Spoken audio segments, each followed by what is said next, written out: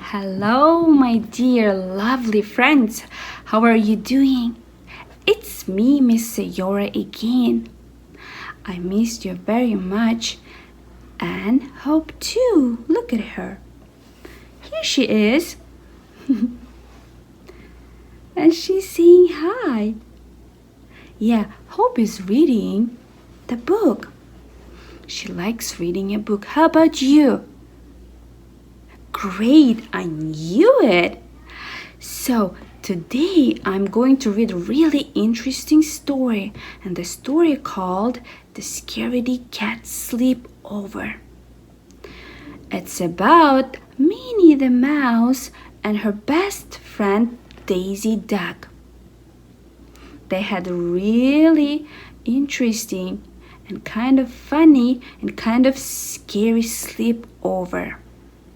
Okay, let's find out what's happened, why it was scary and it was funny too. Are you ready, guys? Okay, I'm going to start the reading and you listen and enjoy it.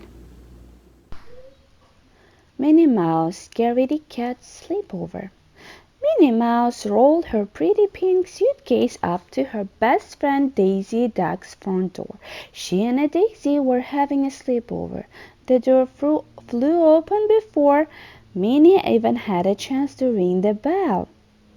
"Hurry up!" cried Daisy. "I have got a ton of stuff planned for us to do."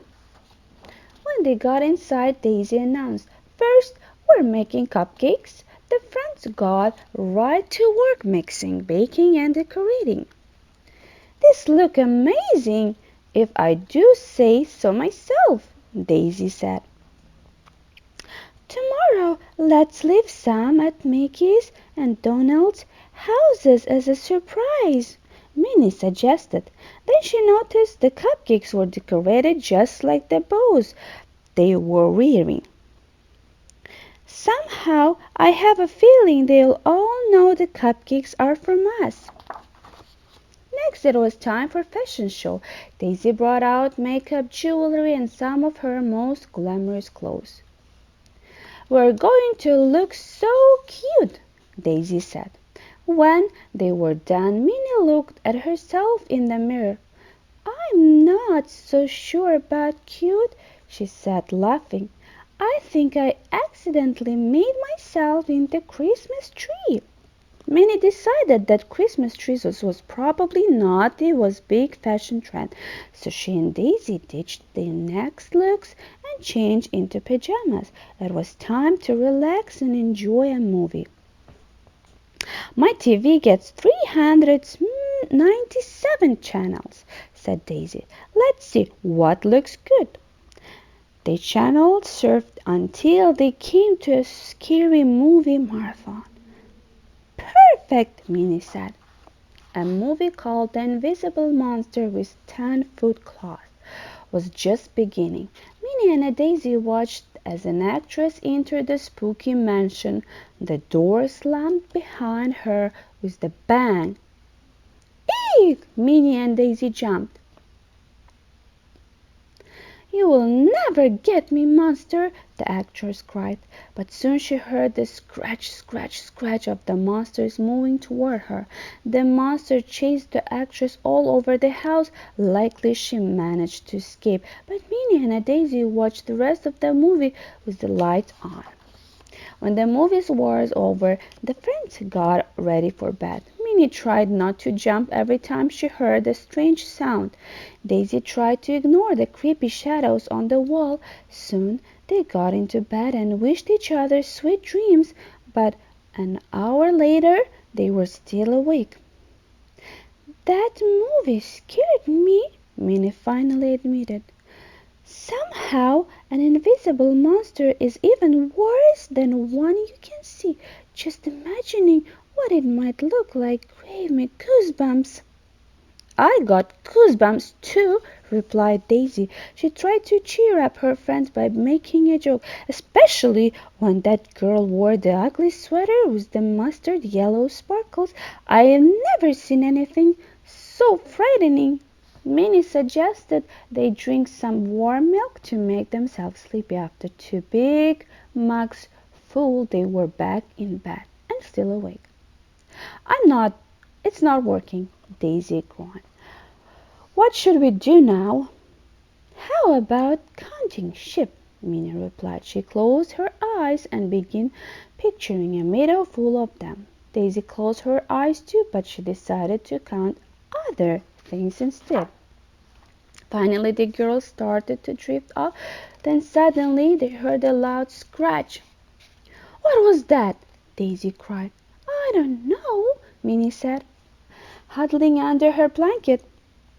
Maybe it was a branch scraping against the window. Yes, that must be it, replied Daisy, but she wasn't convinced. A few minutes later they heard more scratching and then a loud scratch. Ow! Yelled the girls. What if it's the invisible monster with 10-foot claws? Asked Daisy. Minnie took a deep breath. Let's try to stay calm, she said. I'm sure whatever is making those noises is perfectly harmless, and there's only one way to find out. What's that? Asked Daisy.